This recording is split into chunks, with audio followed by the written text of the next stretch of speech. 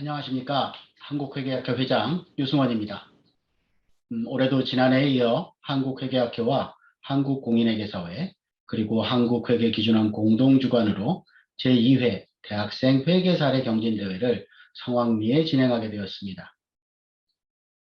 올해는 총 31개 팀이 경진대회에 참석하여 심사위원회의 심사를 거쳐 기관장상 5편과 장려상 4편이 최종 선정되었습니다.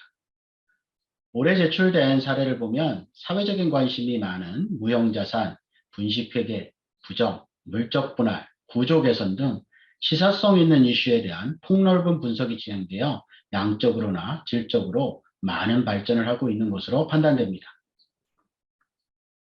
기업과 시장, 기업과 사회, 기업 구성원 간의 소통과 갈등 조정이 중요시되는 시점에서 투명한 사회를 만들기 위한 회계의 사회적 역할은 그 어느 때보다 더 크게 다가오고 있습니다.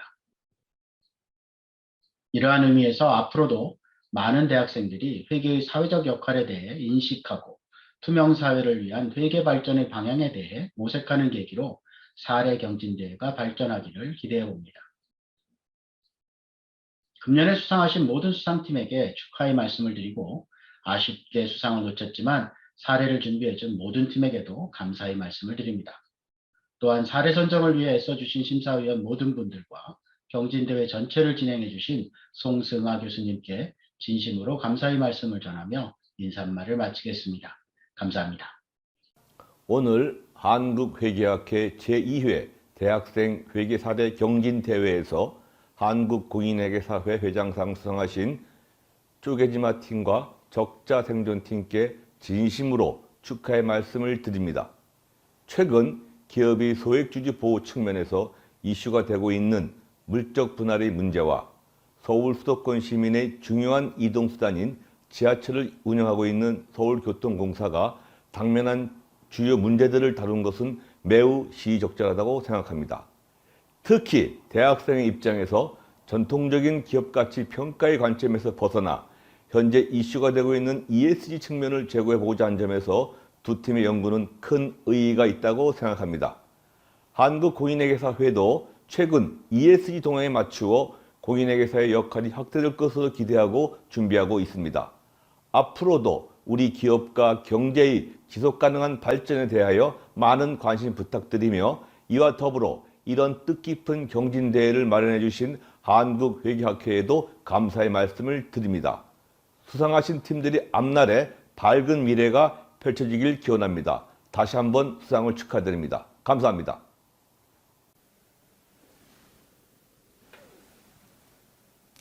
여러분 안녕하세요. 저는 한국회계기준원 원장 김의형입니다. 대학생 회계사례 경진대회의 두 번째 개최를 진심으로 축하드립니다. 지난해 처음 시작된 경진대회가 어려운 시기임에도 불구하고 지속될 수 있도록 수고해 주신 유승원 회장님과 회계학회 여러분들께 심심한 감사의 뜻도 전하고자 합니다. 오늘 상을 받으시는 9팀의 노력과 성과가 개인적인 성취를 넘어서 회계 실무의 발전에도 상당한 기여가 될 것임을 저는 믿어 의심치 않습니다. 여러분 모두의 건승을 기대합니다. 여러분 감사합니다. 한국회계학회 회장상을 시상하도록 하겠습니다. 제2회 대학생 회계사례 경진대회 한국회계학회 회장상 성명 김소연 인천대, 김윤기 인천대, 김은석 고려대, 송주연 인천대, 임철민 인천대. 제목 횡령 예방과 적발을 위한 현행제도의 개선점, 우리은행 횡령 사건을 중심으로. 위 사람은 한국회계학회가 주최하는 제2회 대학생 회계사례 경진대회에 위 연구를 제출하여 심사위원회의 엄정한 심의를 거쳐 한국회계학회 회장상으로 선정되었기에 이 상을 수여합니다. 2022년 9월 23일 한국회계학회 회장 유승원 축하드립니다. 안녕하세요. 횡령멈춰팀 발표를 맡은 발표자 김윤기라고 합니다. 저희 팀은 횡령 예방과 적발을 위한 현행 제도의 개선점, 우리은행 횡령 사건을 중점으로라는 주제로 발표를 준비하였는데요. 저희의 발표 진행 순서는 다음과 같습니다. 최근 들어 국내 기업의 횡령 사건이 빈번하게 일어나고 있습니다. 통계청의 조사 결과 국내 횡령 범죄 발생 건수는 2011년 27,882건에서 2020년 65,539건으로 2배 이상 증가하였습니다. 발생 건수 외에도 사고 금액 또한 매우 크게 증가하였는데요.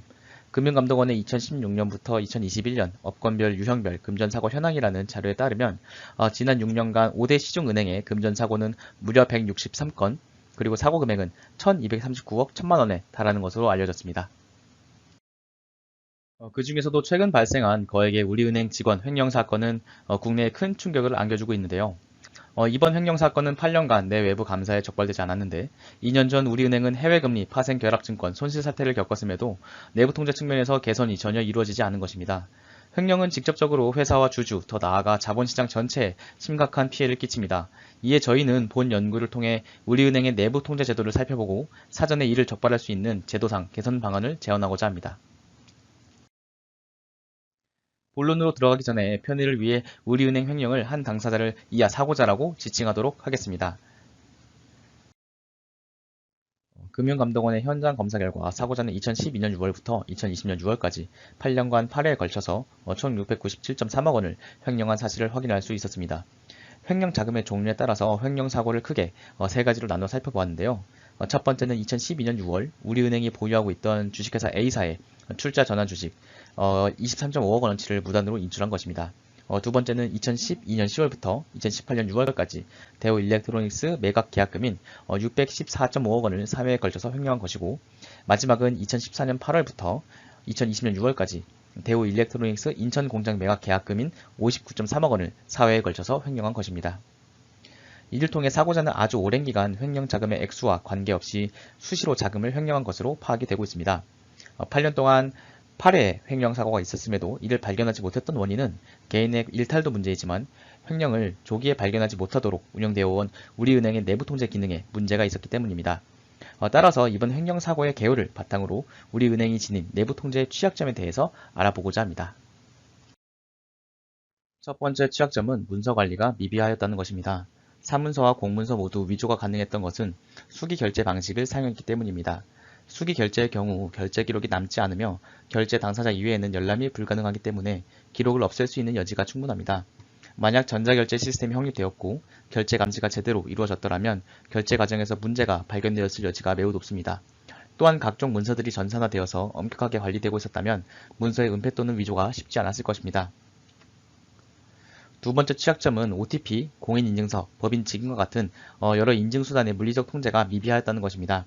사고자는 부서 금고를 관리하는 관리자의 위치에 있었음에도 인증수단에 접근하기 용이한 상황이었고 이를 통해 횡령을 하기가 매우 수월하였습니다.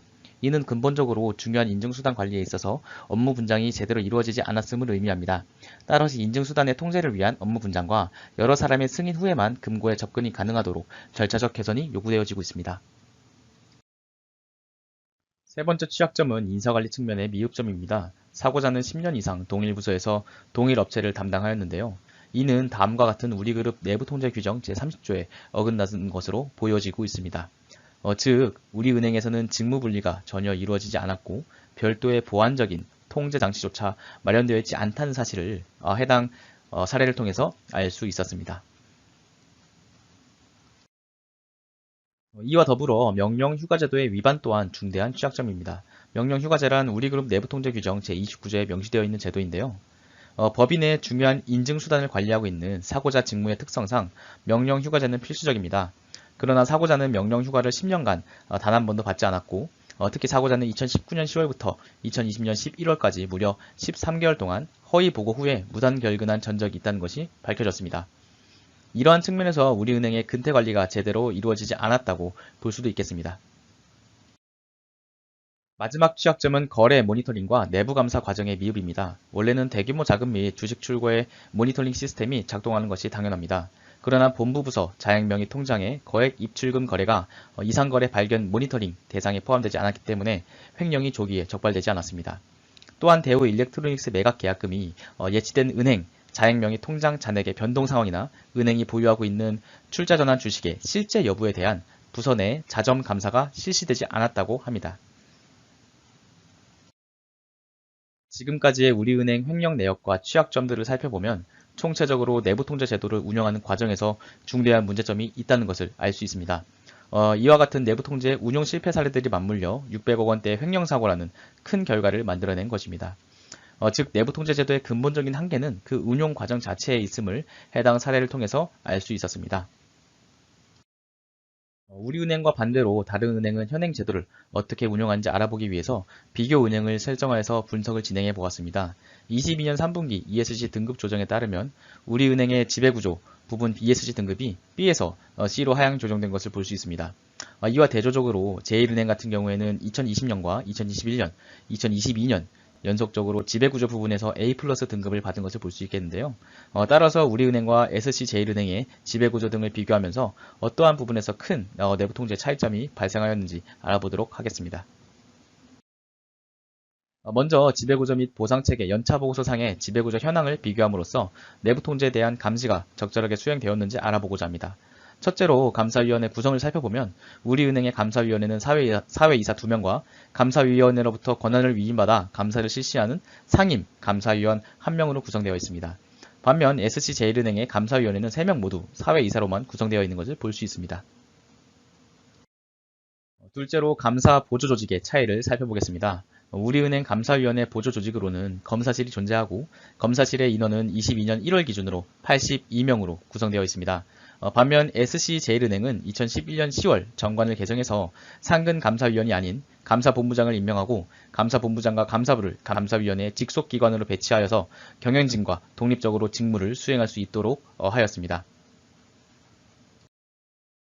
셋째로 내부회계 관리제도 운영보고서 상의 내부회계 관리, 운영조직 인력 보유 현황의 차이를 살펴보자면 먼저 절대적인 총 원수의 차이가 있는 것을 볼 수 있습니다.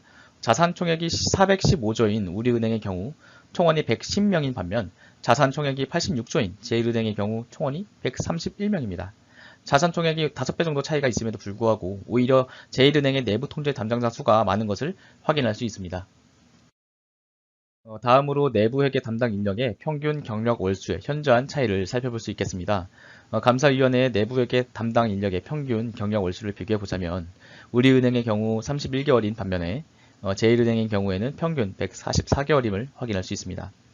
감사위원회는 내부 감시 및 외부 감사인과 직접적인 소통을 수행하는 기관이므로 해당 경력 월수의 차이는 전문 인력의 전문성의 결여를 의심해 볼 수 있다고 할 수 있겠습니다. 마지막으로 전산운영부서 비중의 차이를 살펴볼 수 있습니다. 우리은행의 전산운영부서의 인력은 총 인력 중에 31%를 구성하고 있는 반면 제일은행의 경우에는 총 인력 중에 70% 정도로 구성이 되어 있습니다. 우리은행 횡령사고의 가장 큰 취약점이 문서관리 미비에 있다는 점을 고려해 보았을 때 우리은행은 전산화된 문서관리 시스템을 운영할 수 있는 인력 충원이 절실해 보입니다. 또한 저희는 이러한 횡령사고가 뒤늦게 밝혀지게 된 원인으로 외부감사의 한계점이 크게 작용했다라고 판단하고 있습니다. 회계감사 기준은 외부 조회를 통해서 기업 외부의 독립된 원천에서 감사 증거를 입수하도록 요구하고 있는데요.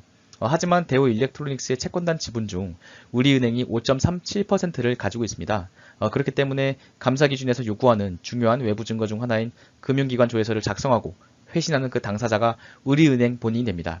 그렇기 때문에 감사 증거의 신뢰성을 충분하게 확보하지 못한 게 화근이 되었다고 생각을 하고 있습니다. 또한 회계감사 기준은 감사를 할 때 현금 및 현금성 자산 계정에 대한 시제 확인을 의무적으로 요구하고 있습니다.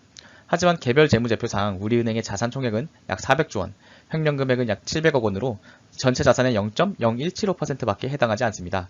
그렇기 때문에 그러한 금액이 감사인들이 설정하는 중요성 기준에 미달할 가능성이 존재합니다. 또한 금융기관의 특성상 수많은 현금 및 현금성 자산을 계좌별로 추적해서 특정 중요성 기준을 적용하기가 불가능하기 때문에 효율적인 감사를 위해서 전수조사가 이루어지지 못했을 것입니다. 결론적으로 이러한 횡령사고를 적시에 예방하거나 아니면은 적시에 적발할 수 있게끔 하기 위해서는 내부 통제 운영의 한계를 극복한 방안과 그리고 이러한 회계감사 기준의 보완점이 필요하다는 것을 알 수 있습니다. 우리은행 내부 통제 운영의 한계를 극복할 방안을 한번 살펴보도록 하겠습니다. 첫 번째로는 감사위원회와 감사부서의 독립성 확보가 필요합니다. 현행 상법상 의결 종족수 및 구성원 수를 만족하기 위해서는 사내이사와 사회이사의 비율을 맞추어야 합니다. 하지만 실무상 사내이사의 영향력이 매우 높으므로 사회이사의 의견이 무시되어 독립적인 감시가 어려울 수 있습니다. 따라서 독립성 확보를 위해 감사위원회 위원을 전원 사회이사로 하거나 사회이사의 비율을 늘릴 필요가 있습니다. 두 번째로 기업이 충분한 내부회계 담당 인력을 보유해야 하고 그 인력의 전문성화가 필요합니다. 내부회계 담당 인력의 수가 전체 임직원에서 차지하는 비중이 높을수록 그리고 내부회계 담당 인력의 평균 경력 월수가 길수록 회계 오류의 발생 가능성이 낮은 것으로 나타났기 때문입니다. 이를 위해 자산규모 또는 매출액 등에 비례해서 내부회계 담당 인력의 충분성과 전문성에 대한 기준을 법제화할 필요가 있습니다. 세 번째로 전산운영부서의 인력 충원 및 비중 확대가 필요합니다. 우리은행은 그 규모에 걸맞지 않게 전산 담당 인원이 매우 부족하였고 과거 자료와 문서의 전산화가 충분히 이루어지지 않은 점이 횡령을 가능하게 만든 주요한 원인이기 때문입니다. 마지막으로 사베인스 옥슬리법과 같이 내부 통제 제도와 관련된 경영자의 책임을 강화하고 경영 판단에 대한 설명 책임을 부과하는 것이 필요합니다. 시장 평가를 통해 경영진의 내부 통제 제도에 대한 자체평가 및 감사인에 의한 인증, 그리고 최고 재무 책임자의 윤리 규정 채택 여부 공시 등의 규정을 강화하여 경영 판단 행위에 대한 설명 책임을 부과하고 궁극적으로는 그 스스로 견제하도록 해야 합니다. 다음으로는 외부 감사의 한계를 극복하기 위한 방안을 살펴보겠습니다. 첫 번째로 특정 금액 이상의 현금 및 현금성 자산에 대한 외부 조회를 가능하게 만들기 위해서 운용 시제금을 제외한 금액을 타 지점에 예치하여야 합니다. 이 방안을 통해 금융기관 조회서의 발송인과 회신인을 분리하여서 상호 외부 조회를 통한 신뢰성 증대를 도모할 수 있으리라 판단하고 있습니다. 두 번째로 식별된 왜곡 표시가 감사에 미치는 영향을 평가할 때 공시 대상이 되는 현금 및 현금성 자산과 같은 특정 항목에 대해 중요성 기준을 새로 설정하는 것입니다. 특정 항목 설정 가이드라인을 금융감독원에서 제시를 한다면 해당 항목에 대한 금액이 전체 기준 중요성에 미달하여도 충분하고 적합한 감사가 이루어질 수 있을 것이라고 저희는 판단을 하고 있습니다. 하지만 본 연구에는 근본적인 한계 몇 가지가 존재하였는데요. 첫 번째로는 정보 이용자의 관점에서 작성한 사례 연구이므로 내부 통제 관리자의 입장을 고려하지 못하였고 회사의 내부 통제에 관한 정보에 접근하는 데 한계가 존재하였다는 것입니다. 두 번째로 내부 통제와 관련된 제한점을 적용했을 때 비용보다 효익이 크다는 확신이 없다면 기업에게 추가적인 비용을 부담하면서까지 이러한 제한점을 적용하라 라고 말하는데 당위성이 떨어지게 됩니다. 마지막으로 ESG 등급을 통해 비교 대상을 선정하였으나 내부 통제 제도의 감사가 미비한 경우 ESG 등급 또한 영향을 받게 되므로 선정 기준 그 자체의 문제가 있을 수 있을 것입니다.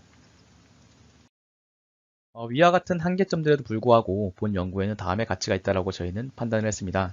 첫 번째로 지배구조 및 보상체계 연차보고서와 ESG 등급 등 최근에 시행된 규정들을 이용해서 기업의 지배구조와 내부 통제를 살펴본 것에 그 의의가 있다고 생각하고 있고, 두 번째로는 부정한 회계 사건을 미연에 방지하기 위해서는 내 외부의 감독기관 그리고 경영진 모두가 내부 통제의 중요성을 인식하고 있어야 함을 상기시켜준다는 것입니다. 이번 연구를 통해서 저희는 횡령과 같은 사고를 방지하기 위해서는 내부 통제 활동의 중요성뿐만 아니라 그것을 둘러싸고 있는 다양한 외부 환경도 매우 중요함을 알게 되었습니다. 이 사례 연구가 보다 자유롭고 정의로운 자본시장을 만드는 데 작은 도움이 되기를 바라면서 본 발표를 마치도록 하겠습니다. 감사합니다.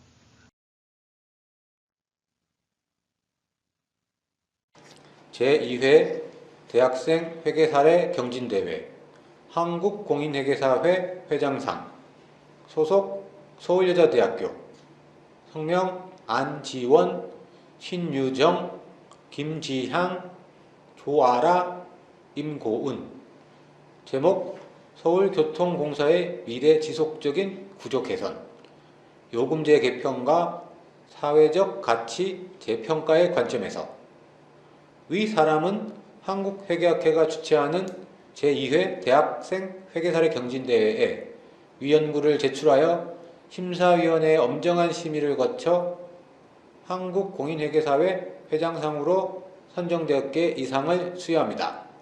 2022년 9월 23일 한국공인회계사회 회장 김영식. 안녕하세요. 반갑습니다. 적자생존팀의 발표를 맡은 신유정입니다. 저희는 서울교통공사의 미래 지속적인 구조 개선에 대해 연구했으며 이를 요금제 개편과 사회적 가치 재평가의 관점에서 살펴봤습니다. 발표는 요금 산정식을 시작으로 사회적 가치를 재평가하며 마무리하겠습니다. 서울교통공사는 1981년 설립된 서울메트로와 1994년 설립된 서울특별시 도시철도공사가 합병한 기업으로 보다 효과적인 서울 지하철 운영을 위해 2017년 5월 31일 출범한 기업입니다. 서울교통공사는 일평균 547만 명을 수송하고 총 275개 역에 3,571량을 운행하는 세계 최고 수준의 지하철 운영기관입니다. 하지만 수년간 동결된 요금과 경로 무인 승차 제도 등의 손실이 누적되어 운영에 어려움을 앓고 있는데요. 요금의 경우 2015년 1,250원으로의 인상을 끝으로 7년간 기본요금이 동결되었는데 이는 같은 기간 소비자 물가지수 8.05%, 최저임금 56.3% 상승과 대조적입니다. 또한 경로 무임승차의 경우 손실액의 29%를 차지하는 제도로서 최근 한국의 고령화 추세로 볼 때 그 손실이 더욱 가속화될 전망입니다. 이에 최근 코로나19 상황까지 더해져 2019년 5천억 원대였던 적자는 21년 9천억 원으로 증가했고 22년 예상 적자액은 1조를 넘어서는 수준에 달했습니다. 이를 해결하기 위해 지하철역 이름 밑에 기업 이름을 함께 적는 영명 병기 사업을 추진하고 역사 내에 메트로팜을 조성해 상가 공실률을 줄이고 부대 수익을 늘리고자 했습니다. 하지만 1조가 넘는 적자액을 보완하기엔 턱없이 부족하여 보다 근본적인 해결책이 요구됩니다. 따라서 저희는 요금제 개편을 위한 산정식 고안과 경로 무임승차 제도를 중심으로 적자 개선 방안을 도모했습니다. 이를 통해 서울교통공사의 흑자 전환 시기를 예측하고 이들이 창출하는 사회적 가치의 편익을 분석해 재평가하고자 합니다. 먼저 요금 산정식입니다. 우리나라의 경우 현재 요금 산정식이 없어 물가와 임금 변동률을 반영하지 못하는데요. 이를 개선하기 위해 싱가포르와 홍콩의 요금 산정식을 참고했습니다. 매년 요금을 산정하는 나라들과 달리 한국의 경우 2015년 이후 요금이 동결된 점을 감안해 2015년부터 21년까지의 7년을 기준으로 요금을 계산했습니다. 먼저 싱가포르의 요금 산정식입니다. 싱가포르는 다음과 같은 요소로 산정식을 구성하고 있으며 여기서 NCF, 즉 네트워크 수용력 계수는 싱가포르 고유의 요소로서 대중교통 시스템에 대한 수용력을 말합니다. 이를 싱가포르 산정식에 따라 한국 실정에 맞게 15년과 21년 사이 변동률로 나타내면 아래 표와 같습니다. 그 결과 기본요금은 1,549원으로 현 기본요금인 1,250원에 비해 약 23.9% 상승하게 됩니다. 다음으로 홍콩의 산정식을 살펴보겠습니다. 홍콩의 경우 운수업 임금을 반영한다는 특징이 있으며 이 역시 한국 실정에 맞추면 아래와 같습니다. 홍콩 산정식을 따를 경우 기본요금은 1,564원으로 지금보다 25.12% 증가한 수치입니다. 다음은 이를 토대로 저희가 고안한 대한민국의 요금 산정식입니다. 산정식에는 핵심 소비자 물가지수, 운수업 명목 임금지수, 지하철 전력 사용량을 활용하여 물가 변동 및 환경적 요인을 반영하고자 했으며 혼잡 비용을 한국의 고유 요소로 추가했습니다. 저희는 혼잡도 반영을 위해 첨두시에 혼잡 비용을 추가하는 요금제를 고안했는데요. 여기서 첨두시는 출근 시간대인 오전 7시에서 9시와 퇴근 시간대인 오후 6시에서 8시로 흔히 알고 있는 피크타임을 말합니다. 그럼 혼잡도가 낮은 비첨두시의 요금, 즉 기본요금에 대한 설명입니다. 각 요소를 반영한 비첨두시 요금은 1,515.6원으로 기존 요금 대비 약 21.24% 상승한 값입니다. 이는 7년간의 변동률을 반영한 것이므로 그 인상액이 다소 크게 느껴질 수 있지만 추후 해당 시기 도입되어 매년 요금을 산정하게 된다면 1년 주기로 요금을 인상하게 됩니다. 따라서 이를 예측하기 위해 2020에서 21년도를 기준으로 계산한다면 1,320.5원으로 약 5.64% 상승하게 됩니다. 다음은 혼잡 비용이 반영된 첨두시 요금에 대해 알아보겠습니다. 이에 앞서 혼잡 비용과 이를 한국 고유 계수로 설정한 이유부터 말씀드리겠습니다. 시민들이 감내할 수 있는 혼잡도는 최대 125%로 알려져 있으나 서울 지하철의 평균 혼잡도는 158%이고 그중 2호선은 202%에 달합니다. 출퇴근 시간대는 지하철 이용객의 20% 이상이 집중되어 혼잡도로 인한 서비스질의 하락, 사회적 비용 등이 발생합니다. 이에 영국 런던은 이미 혼잡 비용을 반영한 요금제를 도입하고 있기도 합니다. 이러한 혼잡 비용은 차내 혼잡도와 열차 지연으로 나눌 수 있습니다. 차내 혼잡도는 차량 내부 혼잡도를 피하기 위한 지불 의사액을 추정한 값으로 이는 연간 약 2,317억 원이며 1일 기준 6억 3천만 원에 달합니다. 다음으로 열차 지연은 혼잡으로 인해 증가하는 통행 시간의 시간 가치를 말하며 이에 대한 비용은 연간 1,418억 원, 1일 3억 8천만 원에 해당합니다. 따라서 전체 혼잡 비용은 3,700억 원대로 이를 1인당 하루 비용으로 나누면 약 842원입니다. 이러한 사회적 비용을 소비자와 기업이 50%의 비율로 분담한다고 설정했을 때 첨두시 요금은 기본요금 1,515.6원에 혼잡 비용 421원을 더한 1,936.6원으로 기존 요금 대비 약 55% 인상된 금액입니다. 이 역시 1년 기준으로 계산하면 1,741.5원으로 39.32% 인상된 금액이 나옵니다. 지금까지 각 국가별 요금과 인상률을 정리하면 다음과 같습니다. 7년 만에 요금 인상이라는 점을 고려할 때 저희가 고안한 요금 산정식의 기본 요금은 다른 국가들의 요금에 비해 합리적입니다. 또한 혼잡도에 따라 요금을 산정함으로써 서비스질의 개선과 혼잡도 완화 효과를 꾀했습니다. 이러한 요금 인상은 서울교통공사가 적자를 개선하는 데 큰 기여를 할 것으로 예상합니다. 다음은 서울교통공사 적자의 29%를 차지하는 경로 무임승차 제도에 대해 살펴보겠습니다. 경로 무임승차 제도는 1980년 5월 8일 어버이날을 맞아 70세 이상 고령자에게 요금의 50%를 할인하는 방식으로 시작되었습니다. 이후 1984년 전두환 정부 당시 65세 이상 노인에게 100% 할인율을 적용하면서 지금의 무임승차 제도로 정착하게 되었습니다. 그러나 한국의 빠른 고령화와 저출생 속도가 현 제도를 지속하는 데 어려움으로 꼽힙니다. 도입 당시와 달리 한국은 2000년 고령화 사회를 지나 2018년 고령 사회가 됐고 26년 초고령 사회에 진입할 것으로 예상됩니다. 저출생 역시 1984년 한국의 합계 출산율은 4.53명이었으나 2021년 0.81명으로 급격한 감소를 보이고 있습니다. 이러한 고령화와 저출생 추이는 필연적으로 성장 잠재력 잠식과 재정 악화를 수반하므로 중장기적 관점의 대책이 시급합니다. 이에 저희는 경로 무임승차 제도를 일괄적 연령 상향, 점진적 연령 상향, 그리고 첨두시 도입의 관점에서 개선하고자 했습니다. 먼저 일괄적 연령 상향의 경우 고령 사회인 점을 고려하여 노인의 기준을 70세로 상향했습니다. 수혜 연령을 이같이 높일 경우 초고령 사회에 진입할 2026년 예상 손실액은 3,322억 원이 됩니다. 점진적 대안의 경우 기준 연령인 70세까지 3년 주기로 1년씩 상향하는 방안으로 손실액 보존 시기가 다소 늦춰지지만 기존 수혜자의 적응 기간을 고려하면 가장 현실적인 방안이라고 볼 수 있습니다. 이 대안의 26년 예상 손실액은 3,665억 원입니다. 끝으로 첨두시 도입은 65세 이상 노인이 출퇴근 시간에 탑승할 경우 경제활동 인구일 것이라는 가정을 바탕으로 진행했으며 이는 영국, 미국, 덴마크가 시행하고 있는 방안입니다. 첨두시의 26년 예상 손실액은 4,290억 원입니다. 위 세 가지 대안을 비교하여 그래프로 나타내면 다음과 같습니다. 첨두시 도입안의 경우 그 효과가 가장 미미했으며 일괄적 점진적 상향의 경우 2029년을 기준으로 연령 상향이 마무리되면서 이후 같은 추세를 보였습니다. 이에 저희는 70세를 상한으로 3년 주기로 연령을 인상하는 방안이 기존 수혜자를 고려할 때 가장 안정적이고 현실적인 방안이라고 판단했습니다.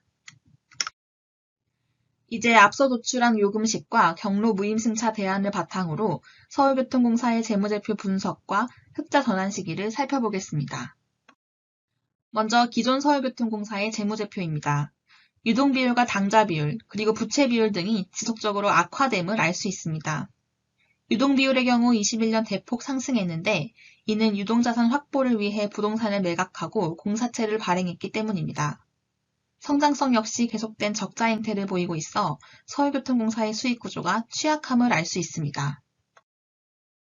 따라서 이러한 적자를 개선하기 위해 저희가 산정한 지하철 요금과 경로 무임승차 대안에 따른 손실 보완액을 도출했습니다. 바뀐 요금제를 반영하여 21년도 수송인원 기준 운수수익을 계산했으며 여기에 무임승차 연령을 점진적으로 상향했을 때 보존된 금액을 더했습니다. 그 결과 총 5,487억 원의 손실이 보완되고 단기 순손실이 약 57% 감소되는 효과가 발생합니다. 이를 재무제표 성장성에 반영하면 매출액과 영업이익률이 크게 증가하는데요. 매출액의 경우 36.69%, 영업이익률의 경우 75.5% 상승합니다. 이제 서울교통공사의 흑자전환 시기를 파악하기 위해 연도별 누적 인상액을 살펴보겠습니다. 연간 인상률을 5%로 가정했을 때 2029년 누적이익 1조 1,526억 원을 달성하며 22년도 당기 손실액으로 예측된 1조 1,261억을 넘어 흑자 전환됨을 예측할 수 있습니다.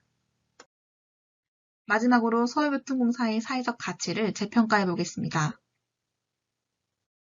서울교통공사의 대중교통사업은 국가교통복지구현의 주축으로서 다양한 사회적 가치를 창출합니다.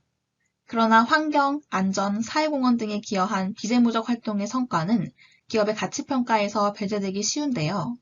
이러한 성과를 기업평가에 반영하기 위해 서울교통공사의 사회적 기여도를 ESG 관점에서 재평가하고자 합니다.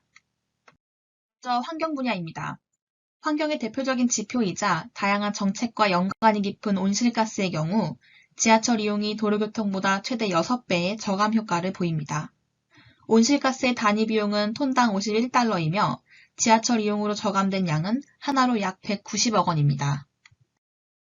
화석연료 사용과 직결되는 에너지 사용량의 절감은 친환경으로 나아가는 데 있어 핵심적입니다. 지하철 이용은 도로교통에 비해 최대 11배의 에너지 사용을 줄일 수 있으며 이는 약 935억 원의 가치에 해당합니다. 미세먼지는 서울교통공사의 주요 환경사업 중 하나로 시민들의 생활과 밀접한 지하철 내의 공기질을 엄격하게 관리하고 있습니다. 미세먼지 데이터 표출 장치 외에도 다양한 시설 관리에 약 1,000억 원의 예산을 투자하고 있으며 이러한 노력은 지하 역산의 미세먼지와 초미세먼지의 뚜렷한 하락세와 낮은 수치 유지로 알 수 있습니다. 다음은 교통 분야입니다. 지하철은 전체 도로교통 중 약 10%를 분담하고 있으며 국가교통비용 절감에도 효과적입니다. 국가교통비용이란 교통혼잡비용과 교통사고비용을 합한 것으로 2015년부터 그 비용은 꾸준히 증가했습니다. 5년 평균 교통혼잡비용은 약 28조, 교통사고비용은 43조로 이를 통해 2019년 지하철 이용으로 최대 9조 8천억가량의 비용 절감을 확인했습니다. 서울교통공사는 지역사회와 상생하고 협력하며 사회적 가치를 실현하고자 매년 사회공헌 사업을 시행하고 있습니다. 2022년에는 탄소 중립 사업을 신설하였고 6,900만 원의 예산을 확보했습니다. 더불어 인재 양성과 노사관계 개선을 위한 사업을 계획하고 약 40억 원의 예산을 배정했습니다. 위의 사회적 가치들과 그 소요 예산을 정리하면 다음과 같습니다. 서울교통공사는 총 210개의 사업에 약 8,500억을 투자하고 있으며 지속적으로 관련 분야의 사업을 늘리고 있습니다. 이제 지금까지의 연구를 정리하고자 합니다. 지하철은 공공성이 큰 사업인 만큼 대중교통 요금 인상 문제는 단지 원가적 차원에서 회계 장부상의 문제로만 접근하기는 어렵습니다. 정치 정책적 판단이 선행되어야 하고 이는 관점의 문제로도 연결됩니다. 서울교통공사의 적자 문제를 개선하기 위한 정부 보조금 지원 역시 이러한 이유에서 필요하지만 지자체는 재정 부담 문제 등으로 서울교통공사의 제도 개선을 우선시해야 한다고 말합니다. 이에 저희는 적절한 요금 인상을 위한 산정식을 고안했으며 고령화와 같은 사회현상을 반영해 경로 무임승차 제도를 개선하고자 했습니다. 끝으로 사회적 가치를 재평가하여 비재무적 가치를 회계적으로 산출함으로써 더욱 객관적이고 신뢰할 수 있는 정보를 제공하고자 했습니다. 이상으로 발표를 마치며 서울교통공사가 보다 더 행복한 시민, 신뢰받는 기업, 글로벌 넘버원 서울교통공사로 도약하길 바라겠습니다. 감사합니다. 제2회 대학생 회계사례 경진대회 한국공인회계사회 회장상 성명 김은서 고려대, 김소연 인천대, 김여정 인천대, 송주연 인천대. 제목 물적 분할 쪼개기 상장 기업 실태와 문제점 및 해결 방안 제고. SK이노베이션과 LG화학을 중심으로. 위 사람은 한국회계학회가 주최하는 제2회 대학생 회계사례 경진대회에 위 연구를 제출하여 심사위원회의 엄정한 심의를 거쳐 한국공인회계사회 회장상으로 선정되었기에 이 상을 수여합니다. 2022년 9월 23일 한국공인회계사회 회장 김영식. 안녕하십니까. 저희는 물적분할 쪼개기 상장 기업 실태와 문제점 및 해결 방안 제고, SK이노베이션과 LG화학을 중심으로 라는 주제로 연구를 진행한 쪼개지마 팀입니다. 저희 보고서의 목차는 다음과 같습니다. 발표 순서도 목차와 동일하게 연구 배경과 물적분할의 개념을 살펴보고 사례 분석을 설명드리고 소수주주 보호 방안, 그리고 마지막으로 연구 한계 및 의의를 발표하도록 하겠습니다. 2020년 말부터 2021년 당시 증시의 화랑과 기업 공개 청약 시장의 영향을 받아 공모주 청약에서 흥행하는 기업이 속출하였습니다. 이에 여러 대기업들은 핵심 사업을 분리해 자회사로 상장시키는 물적 분할을 시행하였습니다. 물적 분할은 모회사의 기존 주주들이 피해를 입는 경우가 많기 때문에 소수 주주를 보호해야 한다는 주장이 전개되고 있었습니다. 이에 저희는 배터리 산업 3대장이라고 불리는 기업 중 최근 물적 분할을 시행한 SK와 LG를 중심으로 물적 분할의 효과를 분석하였고 특히 같은 업종인 삼성 SDI와 비교하였습니다. 우선 회사 분할의 개념에 대해 살펴보겠습니다. 회사 분할이란 존속회사의 권리 및 의무의 전부 또는 일부를 신설회사에 승계하고 그 대가로 주식을 받는 제도입니다. 회사 분할은 크게 인적 분할과 물적 분할로 구분할 수 있습니다. 인적 분할은 존속회사의 지분 비율이 유지된 상태로 신설회사가 설립되는 반면에 물적 분할은 존속회사가 100% 지배하는 신설회사를 설립하는 형태의 분할입니다. 물적 분할을 시행했던 SK이노베이션의 사례를 살펴보겠습니다. 저희는 총 3가지의 분석을 하였는데 첫 번째로 분할 이슈일 SK이노베이션과 삼성 SDI의 주가 비교를 하였습니다. 두 번째로는 물적 분할 후 3개월간 SK이노베이션과 삼성 SDI의 시가총액 비교를 하였습니다. 그리고 마지막으로 SK이노베이션과 SK온의 분할 재무상태표를 비교하였습니다. 분할 이슈일 SK이노베이션과 삼성 SDI 주가 비교는 다음과 같습니다. SK이노베이션의 주가는 분할이 언급된 7월 1일 26만 9,500원으로 하루 만에 8.8% 급락하였습니다. 물적 분할을 공시한 8월 4일에는 6.97%나 하락하였습니다. 이에 반해 삼성 SDI 주가는 SK이노베이션의 분할 언급일에 3.72% 상승, SK이노베이션 분할 공시일인 8월 4일 전후로는 3.23%나 상승하였습니다. SK이노베이션의 주가 하락과 삼성 SDI의 주가 상승이라는 상반된 결과가 물적 분할뿐만 아니라 당의 실적에 영향을 받았을 수도 있기 때문에 추가적으로 SK이노베이션의 영업이익과 삼성 SDI의 영업이익을 살펴보겠습니다. 두 기업의 영업이익을 살펴보면 영업이익이 점차 개선되고 있다는 것을 확인할 수 있습니다. 실적이 개선되고 있음에도 불구하고 SK이노베이션의 주가가 하락한 것은 물적 분할 이슈 때문이라고 볼 수 있습니다. 두 번째로 물적 분할 후 3개월간 SK이노베이션과 삼성 SDI 시가총액을 비교하겠습니다. SK이노베이션은 물적 분할 언급일 전날인 6월 30일에 27조 3,235억 원에서 3개월 후 22조 2,379억 원으로 총 18.61% 하락하였습니다. 이에 반해 삼성 SDI는 47조 9,976억 원에서 3개월 후 52조 4,673억 원으로 9.31% 상승한 것을 볼 수 있습니다.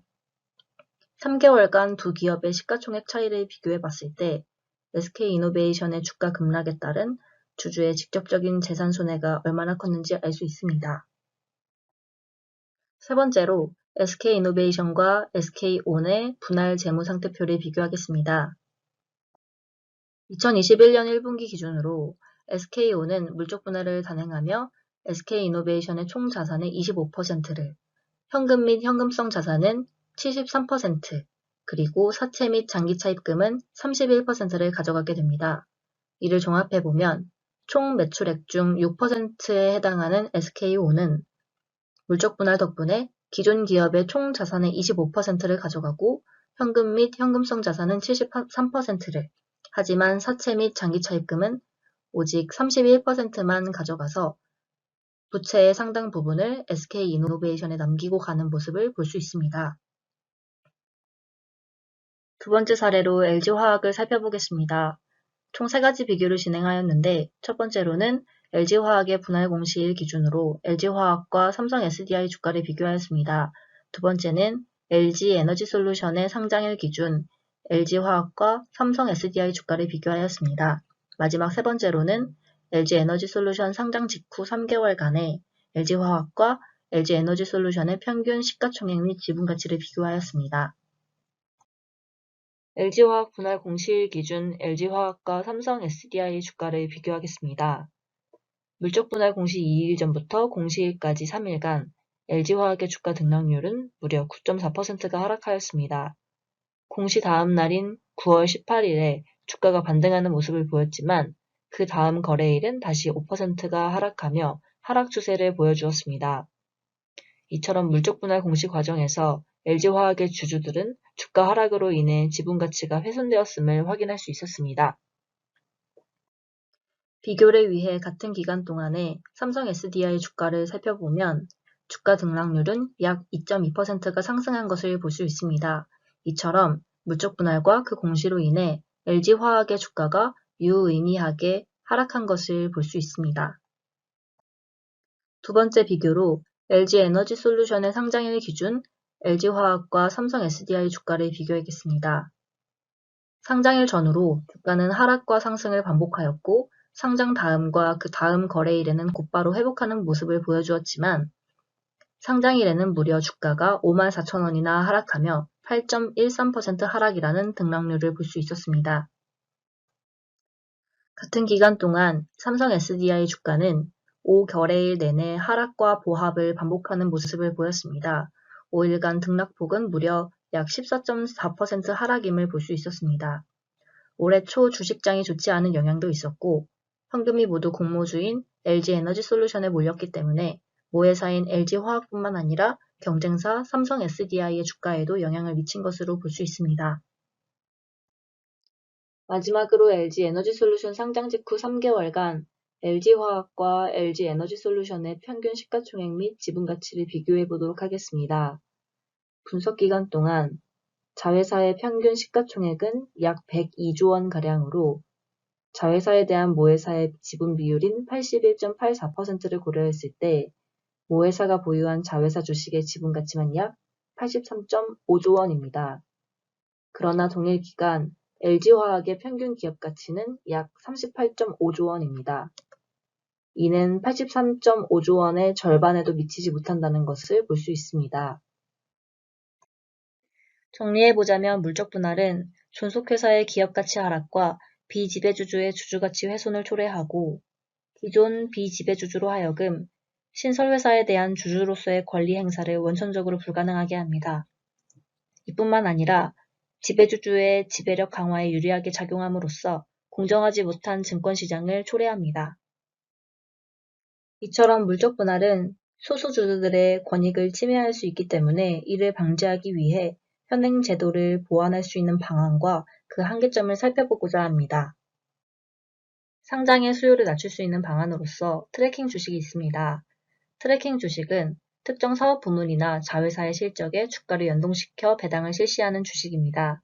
도입할 경우 모회사와 자회사의 동시 상장에 대한 수요는 줄어들 수 있으나 적정 주가의 산정은 어렵고 고평가 가능성이 있으며 회사 분할 자체를 대처할 수는 없습니다.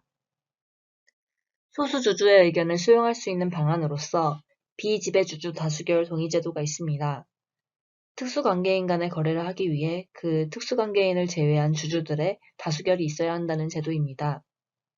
소수주주의 의사를 반영할 수 있는 효과적인 수단이 되지만 현행법과 판례에 충돌한다는 한계가 있습니다. 상법상 충실 의무 규정과 이사의 책임 규정을 개정하는 방안이 있습니다. 이사가 회사뿐만 아니라 주주의 이익 보호에도 관심을 가져야 한다는 장점이 있지만 본래 상법의 취지와 어긋나 논란의 여지가 많다는 단점이 있습니다. 집중투표제 적용 확대 방안이 있습니다. 집중투표 방식으로 선임할 이사의 수를 늘림으로써 소수주주의 의사가 반영될 수 있고 물적 분할 이사회의 결의에 객관성을 제고할 수 있습니다. 하지만 이사의 대표성 문제가 있고 모회사의 주가가 하락하지 않음을 단언할 수 없다는 한계가 있습니다. 소수주주의 이익을 보호하는 방안으로서 모회사 기존 주주에게 자회사의 신주 인수권을 부여하는 방안이 있습니다. 신설회사 주식에 대한 접근권을 제공한다는 장점이 있지만 법리적 기반을 확보하기 어렵고 잠재적 투자자와 모회사 주주 간의 이익 충돌이 우려되는 단점이 있습니다. 유사한 방안으로서 신주의 우선 배정이 있습니다. 일정 규모의 신주를 기존 주주에 앞서 특정한 자격을 갖춘 자에게 배정하는 방안입니다. 또한 신주 인수권 증권 발행도 있습니다. 모회사 주주가 자회사 주식을 소유할 수 있는 기회를 제공하는 방안입니다. 주식 매수 청구권을 부여하는 방안도 있습니다. 분할을 반대하는 주주에게 주식 매수 청구권을 부여함으로써 분할 전 가치를 보상해 주주의 손실을 방지하고 주주의 의사를 반영하여 분할 계획을 마련할 수 있습니다. 하지만 모회사에 대한 주주권을 포기하게 된다는 한계가 있습니다. 간접 규제 방안으로서 기업 지배구조 보고서가 있습니다.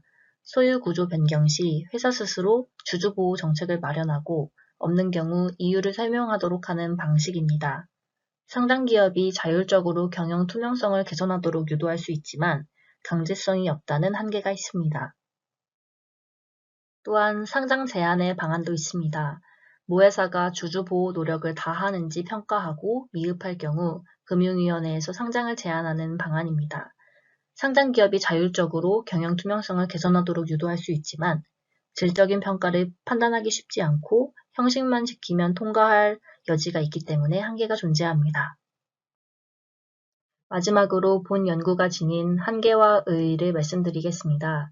본 연구는 주가가 변동하는 데에 각 기업의 특유한 상황이 존재할 수 있음을 고려하지 못한 채 분석을 시행하였고 주가가 물적 분할 이외의 요소로 변동될 수 있다는 사실을 배제하고 단순히 주가의 추이만을 고려하여 분석하였다는 한계가 있습니다.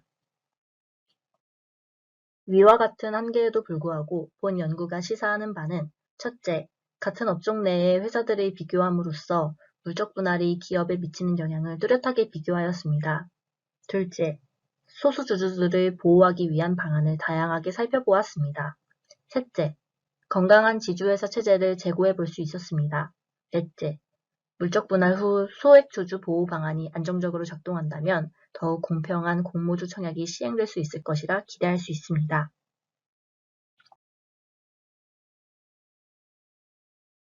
이상 발표를 마치도록 하겠습니다. 지금까지 들어주셔서 감사합니다.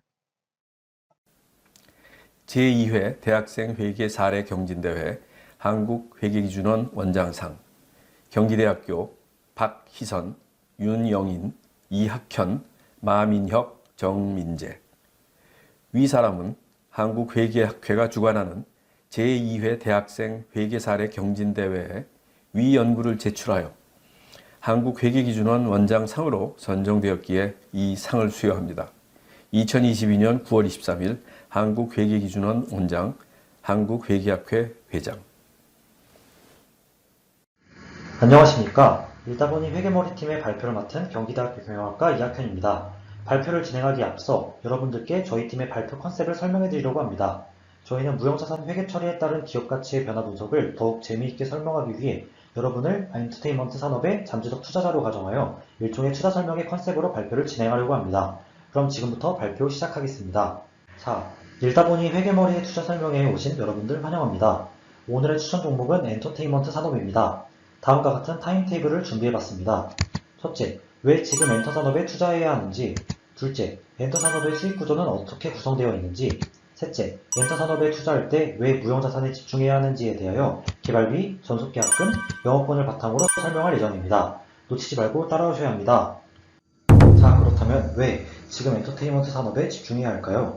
하루에도 수십 개씩 쏟아지는 수많은 주식 관련 기사들, 코스피 하락, 어두운 장 상황 등 최근 주식시장은 한마디로 파란불이 켜졌습니다.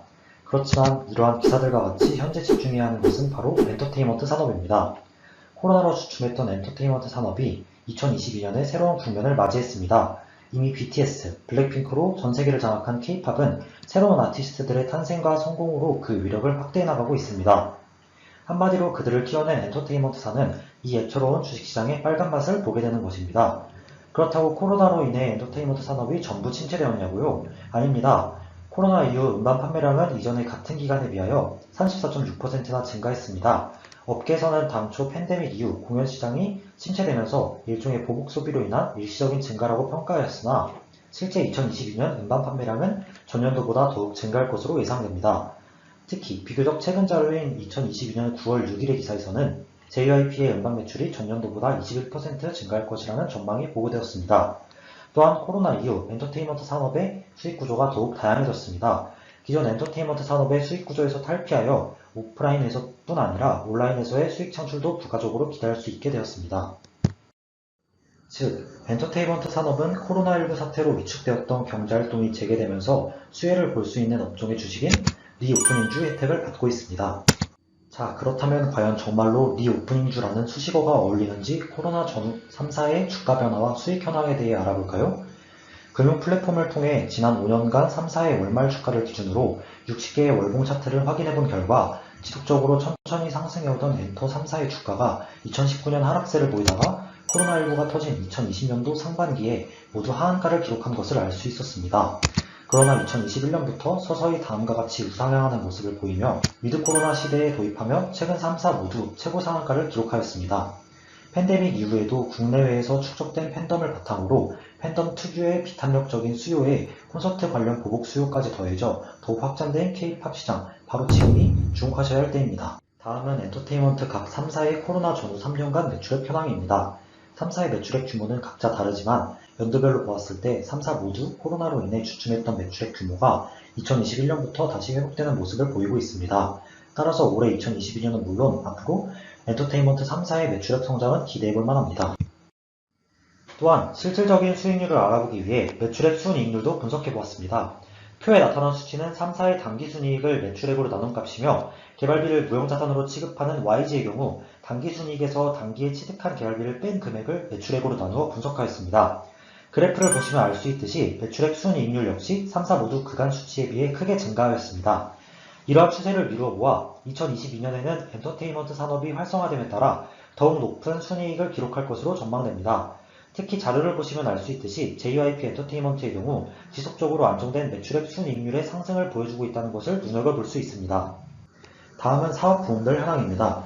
저희는 엔터 산업의 사업 부문별 매출액 현황을 토대로 엔터테인먼트의 수익 창출 방식이 어떻게 바뀌었는지를 JYP 엔터테인먼트 기준으로 보여드리고자 합니다. 사업 부문은 용도에 따라 음반, 음원, 콘서트, 광고, 출연료, 기타 이렇게 5가지의 주된 수익을 구분하여 분석하였고 분석 결과 코로나 발생 이전인 2019년에는 음반, 음원 분야와 콘서트 분야를 합쳐 50%에 달하던 수익 형태가 이렇게 코로나 이후 2020년에는 전년도와 비교하여 콘서트 부문의 수익 비율이 대폭 감소하고 그 자리를 음반, 음원 부문이 메꾸어 음반, 음원 부문의 수익이 절반을 넘는 수준으로 대폭 상승한 것을 알 수 있습니다. 작년인 2021년에는 음반, 음원 부문의 수익이 더욱 상승하여 60% 가까이 되는 수익을 창출한 것을 확인할 수 있습니다. 한편 올해 사회적 거리두기 규제가 해제되어 다수의 대면 콘서트가 개최됨에 따라 코로나 이후 확연하게 줄어들었던 콘서트의 수익이 증가하고 음반, 음원 위주였던 수익 구조가 다시 코로나 이전처럼 고르게 돌아올 것으로 기대됩니다. 전체적인 매출액도 성장하는 추세를 보이고 있으며 코로나가 완화됨에 따라 다시 다양한 부문에서 수익 창출에 불을 지필 것으로 기대되는 엔터테인먼트 산업. 이제 제가 왜 이토록 엔터 산업에 투자해야 한다고 말하는지 아시겠죠? 그럼 지금부터 엔터 산업에 투자할 때 왜 무형자산을 눈여겨보아야 하는지 설명하겠습니다. 다들 아시다시피 엔터 산업에서 수익을 책임지는 주요 자산은 아티스트입니다. 이러한 주요 자산인 아티스트의 공정 가치를 평가하는 기준은 전속계약금이 전부인 것으로 나타났습니다. BTS의 경우 생산 유발 효과만 4조가 넘는 것으로 측정되지만 소속사에 해당하는 빅히트 엔터의 재무제표에는 오로지 계약금 63억 원만 무형자산으로 반영되어 있습니다. 즉 아티스트의 가치는 변화하지만 그에 반해 금액 설정에 관한 특정한 기준이 없는 실정입니다. 무형자산과 엔터 산업에서 가장 중요한 개정 과목들의 정의를 간단하게 짚고 넘어가도록 하겠습니다. 무형자산이란 장기간에 걸쳐 영업활동에 사용할 목적으로 보유하는 물리적 형태가 없는 자산으로서 식별 가능하고 기업이 통제하고 있으며 미래 경제적 효익이 있는 자산입니다. 엔터산업의 주요 무형자산은 영업권, 전속계약금, 개발비 크게 세 가지로 나눌 수 있습니다. 먼저 영업권은 기업을 사고 파는 과정에서 발생하며 순자산 강정가치를 초과해 지급한 금액입니다. 두 번째로 전속계약금은 전속기간 동안 회사 수익 창출에 기여할 수 있을 뿐 아니라 계약금액이 명확하게 측정 가능하므로 무형자산으로 처리합니다. 이를 일정한 내용연수에 걸쳐 삼각해 비용 처리를 합니다. 마지막으로 개발비는 개별적으로 식별 가능하고 미래의 경제적 효익을 확실하게 기대할 수 있는 신제품, 신기술 등의 개발과 관련하여 발생한 지출로 개발 단계의 지출을 자산으로 인식하면 단기 비용으로 처리할 금액이 줄어들어 이익이 커지는 효과가 있습니다. 같은 연습생 개발비라도 회계 처리가 다르다? 먼저 개발비의 회계 처리가 기업 가치에 미치는 영향에 대해 알아보겠습니다. 연습생 개발비의 회계 처리 방식에 따라 경제적 실질은 동일하지만 순이익은 달라질 수 있습니다. 개발비를 비용으로 처리하면 영업이익 및 순이익은 감소하는 반면 무형자산으로 처리하면 대비 전까지 영업이익과 순이익에 미치는 영향은 없습니다. 대표적으로 JYP는 연습생 개발비를 즉시 비용으로 인식하고 YG는 무형자산으로 처리 후 전속계약 이후 수익이 인식되는 시점부터 삼각하는 회계 처리를 하고 있습니다. 기사에서도 보시면 JYP는 연습생 개발비를 비용으로 처리하고 있으며 대비에 성공했을 시 비용에서 자산으로 전환된다는 것을 알 수 있습니다. YG는 연습생 개발비를 무형자산으로 처리하고 있으며 만약 대비하지 못할 시에 개발비 잔액이 한꺼번에 비용 처리되는 위험이 있다는 것을 알 수 있습니다. 이제 JYP 엔터, YG 엔터의 연도별 대비 현황을 살펴볼 건데요. JYP 엔터부터 보시면 2015년부터 데이식스, 트와이스, 스트레이키즈, 있지 등 매 연도마다 개발비를 투자하여 아티스트들이 꾸준하게 데뷔하였다는 것을 알 수 있습니다. 이에 반해 YG 엔터는 2017년, 2018년, 2019년에 많은 개발비를 투자하였지만 그에 따른 아티스트는 데뷔하지 않은 것을 알 수 있습니다. 앞서 언급했던 JYP 엔터와 YG 엔터의 연도별 데뷔 현황을 통해 개발비 투자 대비 수익을 알아보겠습니다. 그래프를 보시면 알 수 있듯이 오른쪽 YG 엔터의 개발비 투자 대비 수익 비율은 당해에 데뷔한 아티스트가 없는 2018년, 2019년에 가장 낮게 나왔다는 것을 알 수 있습니다. 이를 통해 연습생의 데뷔 여부에 따라 기업의 수익률이 달라진다는 것을 알 수 있는데요. 특히 투자 대비 수익으로의 회수 기간이 일반 산업에 비해 짧은 엔터테인먼트 산업은 이러한 대비 여부가 당해 연도 기업의 수익률 변화에 많은 영향을 미칠 수 있습니다. 다음으로는 엔터 산업의 핵심 무형자산인 전속계약금에 대해 알아보겠습니다. 엔터 산업에서는 블랙핑크, BTS, 에스파와 같은 아티스트들을 비용 처리하지 않고 무형자산으로 인식하여 데뷔 시점부터 정액법으로 삼각합니다. 여기서 전속계약금의 내용연수는 최대 15년이라는 점에 주목해야 하는데요.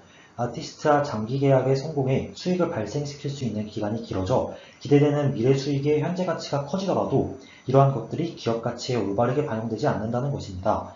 또한 SM, JYP, YG 엔터 사이는 수많은 아티스트들이 소속되어 수익을 창출하고 있으나 자산 총액 대비 전속계약금의 비율을 분석해본 결과 3사 모두 전속계약금이 차지하는 비율은 1%도 넘지 않는 것으로 나타났습니다. BTS만 살펴보더라도 BTS의 영향력은 수조 원에 달하지만 회계상 장부 가치에는 단 1125억만 반영되어 있습니다.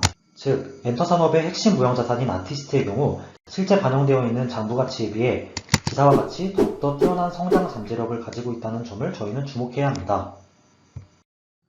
그러나 엔터 산업은 아티스트가 핵심 자산으로 자리하고 있는 만큼 아티스트의 사생활 이슈가 주가에 큰 영향을 미치는 비즈니스 리스크로서 작용하는데요. 아티스트에 대한 이슈는 주로 기업 대표의 경영 철학이 중요하게 작용하는 모습을 볼 수 있습니다. 즉, 엔터 산업은 경영진의 철학 방식이 기업의 이미지와 주가에 직접적인 영향을 미칠 수 있기 때문에 투자 시에 유의해야 하며 엔터는 안정적인 경영을 위해 아티스트에 대한 철저한 관리가 필요되어집니다. 대표적으로 YG 엔터의 주식 차트를 보시면 2017년 6월 탑의 대마초 사건 및 지드래곤 입대로 인하여 주가가 크게 하락하였고 2019년 6월 양현석 대표의 버닝썬 게이트로 인한 사태로 인해 또다시 주가가 크게 하락한 것을 알 수 있습니다. 마지막으로 영업권에 관하여 알아보겠습니다. 각 엔터테인먼트사마다 영업권을 인식하는 데에도 차이가 나타났는데요. 엔터 산업에서 영업권의 의미란 비용을 투자해 아티스트를 육성하고 그 아티스트가 수익을 가져오면 새로운 자회사를 만들어 점점 영업권이 늘어나게 되는 것을 의미합니다. 그러나 인수한 사업 부분이 거대한 성과를 창출하지 못하면 그만큼 손상차손을 인식해야 하는데요. 투자자 여러분은 영어권 감액으로 인해 자본이 잠식되고 거액의 단기 순손실이 발생하는 경우를 대비해야 하기 때문에 영어권에 대한 회계 처리 방식을 유의 깊게 보셔야 합니다. 영어권이 상각되지 않았다는 것은 그만큼 회사가 인수합병을 잘하고 있다는 뜻으로 해석할 수 있겠죠. JYP는 지난 5년간 영어권을 상각하지 않았고 YG는 매년 영어권을 상각하고 있는데요. 그러나 손상차손을 인식하지 않은 JYP의 영어권이 실제로 그만큼의 가치가 있는지도 따져보아야 합니다. 눈에 더 잘 보이도록 3사의 영어권 변화를 표로 나타내어 추세선으로 비교하였는데요. 수시로 영어권 처리를 해온 SM과 YG와는 달리 표를 보면 JYP는 2013년부터 2020년까지 영어권에 대한 어떠한 상각이나 처분의 모습도 찾아볼 수 없죠. 그러다가 2021년에 갑자기 큰 금액의 영어권을 상각하는 특이한 현상을 보여줍니다. 또한 아래의 표는 각각 총자산 대비, 무형자산 대비 영어권의 비율을 나타내 보았습니다. YG와 SM은 비슷한 수치를 보이는 반면 JYP는 전체 무형자산 중 영어권의 비중이 99%나 되는 사실을 알 수 있습니다. 각 엔터사마다 기준이 달랐던 영어권 변화를 추세선으로 나타내니 3사의 M&A 전략 및 성과를 비교할 수 있겠죠. 여러분은 이를 투자 의사 결정에 반영할 수 있습니다. 연구 결과 YG는 타 기획사에 비해 영어권 계상을 많이 하는 편이지만 그만큼 손상차손의 비율도 높아 영어권으로 인한 기업의 재무구조를 눈여겨봐야 합니다. 너도 나도 사려 하다 보니 순자산 공정가치가 초과되고 너무 비싸게 사들여 뒤늦게 손상차손을 인식하는 승자의 저주 현상을 보이고 있습니다. 반면 JYP는 2013년부터 2020년까지 어떠한 영어권의 상각이 없었기 때문에 그만큼 적절하게 운영하고 있다는 해석을 할 수 있지만 타 기획사에 비해 영어권을 과대 측정한 것은 아닌지에 대한 논란이 거론되고 있습니다. 이렇듯 엔터사마다 무형자산의 처리 방식이 다르고 회계 처리 기준이 모호하기 때문에 일어날 수 있는 사항들에 유의해야 합니다. 저희 투자 설명회를 통해 무형자산 회계 방식에 따른 차이를 인식하여 투자 의사결정에 활용할 수 있길 바랍니다. 투자자 여러분, 앞으로의 엔터산업에 있어 성공적인 투자를 기원하겠습니다. 자, 이제 앞선 발표들을 총 정리해보겠습니다. 코로나 바이러스 해제 이후 리오프닝 중 및 다양한 투자 가치가 증대될 것으로 보이는 엔터산업에 주목하여 연구를 시작하였고 무형자산의 모호한 회계 처리 방식에 대해 일어날 수 있는 혼동을 투자 설명의 컨셉으로 나타내보았습니다. 이를 통해 무형자산의 인식 기준에 의한 차이를 회계정보 이용자가 인지할 필요성을 느꼈습니다. 먼저 살펴본 개발비 회계 처리는 연습생 교육훈련비를 무형자산으로 처리하는 방식, 비용으로 처리하는 방식 등 기업의 자율성에 기초하였다는 점이 특징이었습니다. 두 번째로 알아본 전속계약금 회계 처리에 관해 실제 장부가치에 비해 높은 성장 잠재력을 갖는 아티스트 특성을 반영하여 전속계약금의 가치평가를 반영해야 더욱 유용한 정보를 제공할 수 있지 않을까라는 의문을 제기할 수 있었습니다. 마지막으로 영어권을 상각하는 방식이 모호한 기준으로 인해 정확한 가치평가를 반영하기 어렵다는 점에 유의해야 한다는 것을 알 수 있었습니다.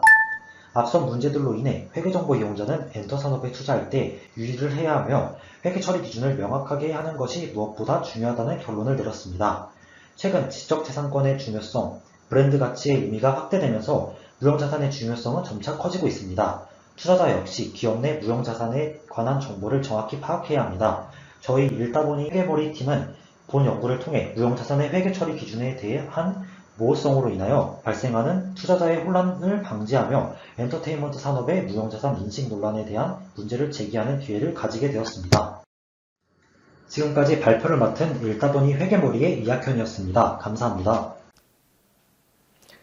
제2회 대학생 회계 사례 경진대회 한국회계기준원 원장상 서울과학기술대학교 김혜원, 김서정 위 사람은 한국회계학회가 주관하는 제2회 대학생 회계사례 경진대회에 위 연구를 제출하여 한국회계기준원 원장상으로 선정되었기에 이 상을 수여합니다. 2022년 9월 23일 한국회계기준원 원장, 한국회계학회 회장. 안녕하세요. 셀트리온 그룹의 분식회계 논란 분석을 통한 경영 시사점에 대해 발표할 서울과학기술대학교 셀특팀 김혜원, 김서정입니다. 셀트리온 주요 3사는 셀트리온, 셀트리온 헬스케어, 셀트리온 제약을 칭합니다. 셀트리온은 바이오 의약품의 연구 개발과 생산, 셀트리온 제약은 합성 의약품의 사업 운용을, 셀트리온 헬스케어는 바이오 의약품의 국내외 유통과 판매를 담당하고 있습니다. 즉, 셀트리온 그룹은 보편적으로 한 회사 내에 이루어지는 생산과 유통 부분을 분리해 사업을 운영하고 있습니다. 셀트리온은 서정진 회장을 중심으로 각 기업이 연결된 구조를 가지고 있는데 이러한 관계를 특수관계인이라 칭합니다. 기업 관리자, 이사, 주요 소유자 또는 계열사 간의 거래는 모두 특수관계인 거래로 정의되고 지배적 이해관계가 있는 존재의 이익을 위해 기업 외부로 부를 이전한다는 특성도 가지고 있습니다. 이러한 특성을 이용하여 손익을 왜곡하고 은폐하기 위해 관련한 거래 내용을 주석으로 충분하게 기재하지 않는 경우가 발생하기 때문에 특수관계인과 관련한 공시를 정확히 하는 것은 무엇보다 중요합니다. 셀트리온은 특수관계인과 관련해서 예전부터 논란이 발생해온 기업입니다. 첫 번째로 일감 몰아주기 논란이 있습니다. 서정진 회장이 일감 몰아주기 판정을 받아 132억 원의 증여세를 납부한 사건입니다. 특수관계인 법인과의 거래 비중이 연 매출의 30%를 넘긴다면 수혜법인의 지배주들을 일감 몰아주기 과세 대상으로 보는데 이때 셀트리온의 매출액 중 셀트리온 헬스케어의 판매 비중은 2012년 94.57%, 2013년 98.65%로 판정 기준인 30%를 현저히 초과하는 수치를 보여줬습니다. 두 번째는 분식회계 논란 사건입니다. 분식회계란 경영 성과가 실제보다 좋아 보이도록 회계 장부상 정보를 고의로 조작하는 행위입니다. 2018년 10월 12일 금융감독원 국정감사 당시 더불어민주당 의원이 일부 셀트리온 주주들의 제보를 받아 내부 부당거래 의혹을 제기한 것에서 시작되었습니다. 분식회계 논란은 제약바이오 산업의 모호한 회계 기준과 특수관계인 간 거래 복잡성으로 분식회계 논란 종결까지 약 4여 년의 시간이 소요되었습니다. 유례없던 4년간의 긴 회계 감리는 다양한 방면에 영향을 끼쳤습니다. 첫 번째로 금융감독원이 회계감리 절차 선진화 방안을 발표했습니다. 이는 법인의 회계감리 기간을 1년으로 명문화하여 셀트리온 같은 사건을 막기 위한 조치였습니다. 두 번째로 금융감독원이 감리 진행 이슈마다 주가는 민감하게 반응해 증감을 반복하면서 투자자들은 긴 시간 동안 불확실한 상황 속에 처해 있었습니다. 분식회계 논란이 된 주요 쟁점 중 그 중에서도 특수관계인과 관련되어 논란이 된 쟁점은 셀트리온 헬스케어가 셀트리온에게 국내 판권을 매각했고 그 수익을 영업이익으로 계상한 사안입니다. 이에 대해 영업이익으로 계상하는 것이 옳은지 영업의 수익으로 계상하는 것이 옳은지에 대해 의견이 나뉘었습니다. 회계기준 적용 의견서에 따르면 주된 영업활동으로 벌어들인 수익은 영업이익으로 주된 영업활동에 해당하지 않은 수익은 영업의 이익으로 분류하게 되는 것을 알 수 있습니다. 그러므로 논쟁에 대한 결론을 내리기 위해선 국내 판권 매각이 셀트리온 헬스케어의 주된 영업활동인지를 살펴볼 필요가 있습니다. 증권선물위원회에서는 국내 판권 매각 대금은 영업의 수익임에도 불구하고 회계 처리 시 영업이익으로 계산해 회계 기준을 위반한 것은 맞지만 아래와 같은 이유로 고의가 아닌 중과실 처분을 내렸다고 발표했습니다. 국내 판권 매각 대금은 전문가들 사이에서도 의견이 나뉘는 등 지속해서 논쟁이 이어진 사안입니다. 그러나 공개된 증권선물위원회의 의사록에는 단순 결과만 기재되어 있어 공개된 내용만으로 이를 받아들이기에 부족한 부분이 있어 보입니다. 그러므로 중과실 처분을 내린 세 가지 이유에 대해 재무제표를 분석하면서 셀트리온 헬스케어의 고의성 여부를 직접 입증해 보겠습니다. 첫 번째는 국내 판권 매각 행위의 정관상 주된 사업 포함 여부입니다. 셀트리온 헬스케어는 국내외 제약사들에게 제실시권을 제공해 그 대가로 수수료를 받는 영업활동을 지속해오고 있고 이 부분에서 판권을 매각하는 영업활동도 이루어질 수 있다고 주장했습니다. 더하여 회사 정관에 각 호에 부대되는 사업 일체로 기재되어 있기 때문에 주된 영업활동에 해당한다고 밝혔습니다. 실제 셀트리온 헬스케어의 회사 정관 12번째 항목에 각 호에 부대되는 사업 일체로 정의되어 있는 것을 확인할 수 있습니다. 그러나 이는 거의 대부분 기업의 마지막 정관에 들어가 있는 항목이며 부수적인 사업을 하기 위해 표시하는 것이므로 그 자체만으로 판권 매각 행위가 기업의 주된 영업활동이라고 단정짓기는 어렵고 주된 사업이 아니라고도 명확히 판단할 수 없는 부분입니다. 그렇기에 증권선물위원회에서 고의성 입증 미흡으로 중과실 판단을 내린 것으로 예상됩니다. 두 번째는 특수관계자 주석의 판권 거래에 대한 기재 여부입니다. KFRS 제1024호 특수관계자 공시에 의하면 지배기업과 그 종속기업 사이의 관계는 거래 여부와 관계없이 공시하고 기업은 지배기업의 명칭을 공시해야 한다고 정의되어 있습니다. 셀트리온 헬스케어의 2018년 6월 반기보고서 연결 재무제표 주석 부분에 셀트리온에게 국내 판매권을 매각한 행위를 기재한 것을 확인할 수 있습니다. 세 번째로 위반 금액이 재무제표에 미치는 영향이 크지 않는다는 점을 확인하기 위해 영업이익 과대 계상의 이유로 분식회계 판정을 받은 기업과의 비중 비교를 통해 판결의 타당성을 명확히 해보겠습니다. 비교 기업으로는 2016년 분식회계 판정을 받은 대우조선해양과 STX조선해양을 선정하였습니다. 셀트리온 헬스케어의 비중 비율은 3.06%로 대우조선해양과 STX조선해양의 비중인 8.26%, 15.69%에 비해 현저히 낮은 수치임을 확인했습니다. 증권선물위원회의 판정 결과에 의하면 국내 판권 매각 대금은 회계 처리 시 영업이익이 아닌 영업의 이익으로 계상하여야 합니다. 저희는 판권 매각 대금 218억 원을 판정 결과에 따라 영업이익에서 영업의 이익으로 재계상해 보았습니다. 재계산 결과 영업이익이 약 152억 원의 양해값에서 약 65억 원의 음해값으로 바뀌었고, 이는 잘못된 회계 처리로 영업이익이 적자에서 흑자로 변경되었다는 것을 의미합니다. 영업이익은 기업의 핵심적인 역량을 내포하고 있고 주가에 영향을 주어 기업의 투자 가치로 판단하는 중요 지표로 이용되고 있습니다. 그러므로 영업이익을 흑자로 만들기 위한 셀트리온의 고의적인 의도인지를 추가적으로 확인할 필요가 있다고 판단했습니다. 관리 종목 지정 제조는 상장 유가 증권이 상장 폐지 기준에 해당된다면 원칙적으로 즉시 상장 폐지를 해야 하지만 투자자들의 재산 손실을 고려하여 바로 상장 폐지시키지 않고 일정 기간 동안 상장 폐지를 유예하는 제도입니다. 기업 관리 종목 지정 요건에는 최근 매출액 30억 미만, 4년 연속 장기간 영업 손실 등이 있습니다. 셀트리온 헬스케어는 2018년을 제외하고 2015년부터 2017년까지는 모두 영업이익을 기록하고 있음을 확인할 수 있습니다. 그러므로 4년 연속 장기 영업 손실에 셀트리온 헬스케어는 해당되지 않으므로 관리 종목 지정을 회피하기 위함이라는 영업이익 과대 계상의 의도는 존재하지 않습니다. 셀트리온 그룹은 분식회계 논란을 잠재우기 위해 상장 3사인 셀트리온 그리고 제약회사와 헬스케어를 통합하여 지배구조 개선을 위해 노력하고 있습니다. 한 기업에서 생산부터 판매까지 모두 이루어져 비용을 절감하고 합성과 바이오 의약품을 아우르는 포트폴리오가 형성돼 글로벌 경쟁력을 제고할 것으로 보입니다. 2020년 9월에 헬스케어의 최대 주주였던 서정진 회장의 주식을 현물 출자하여 헬스케어 홀딩스가 설립되었습니다. 서 회장이 셀트리온과 제약회사를 자회사와 손자회사로 갖는 구조를 바꾸어 지주회사 체제를 공고히 하였습니다. 하지만 중간에 굳이 헬스케어 홀딩스를 설립한 이유가 무엇일까요? 바로 서정진 회장의 양도세 부담을 감수하기 위해서입니다. 조세특례 제한법이 후년에 시행되어 지주사 전환이나 설립 시 과세 이연 혜택이 축소됩니다. 작년 말까지는 현물 출자로 받은 지주사의 주식을 처분할 때까지 무기한으로 과세가 이연되나 올해부터 4년 거치 후 3년간 납부하는 방식으로 변경되었습니다. 서 회장이 이러한 과세 혜택을 받기 위하여 오래전에 지주회사의 체제가 출범해야 했기 때문에 헬스케어 홀딩스를 설립한 것으로 보입니다. 그리 2021년 12월 셀트리온 홀딩스가 헬스케어 홀딩스를 합병하여 헬스케어 홀딩스의 최대 주주가 지분율 38.1%로 자사에서 셀트리온 홀딩스로 변경되었습니다.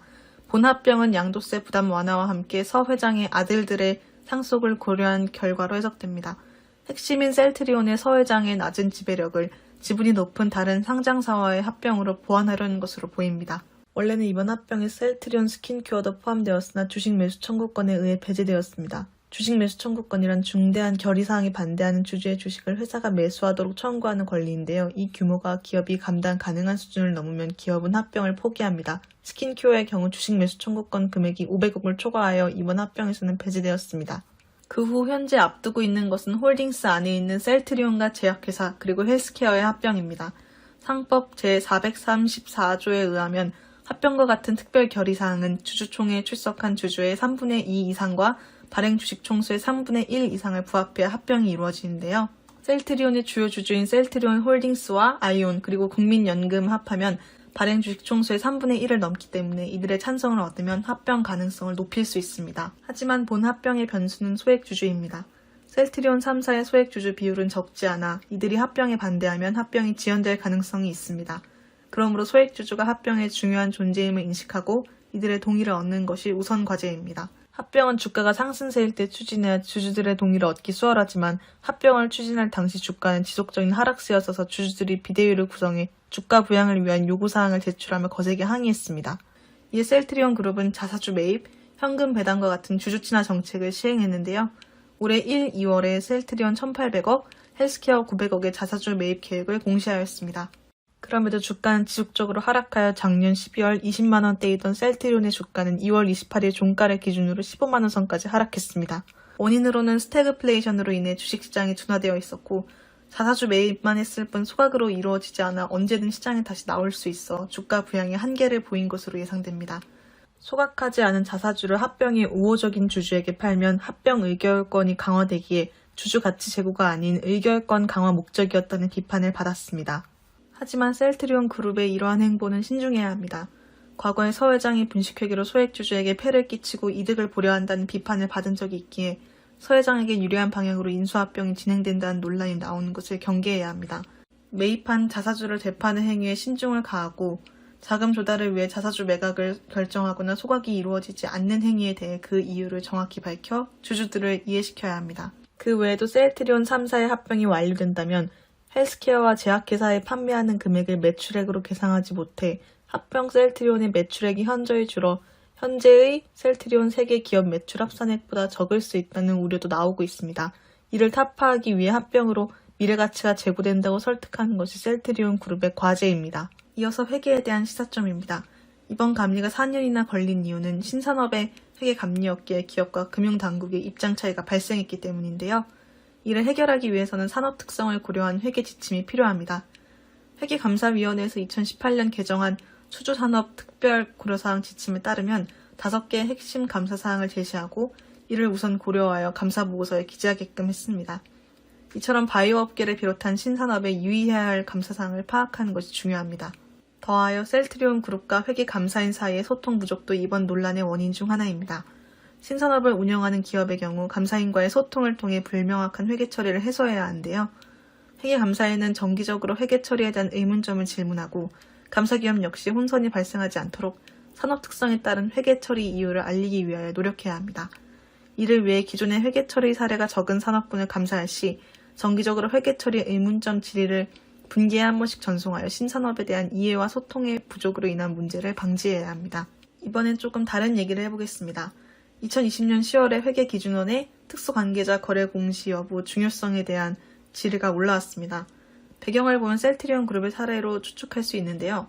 재무제표 작성자가 중요하지 않다고 판단한 특수관계자 거래도 공시해야 하는가에 대한 질문입니다.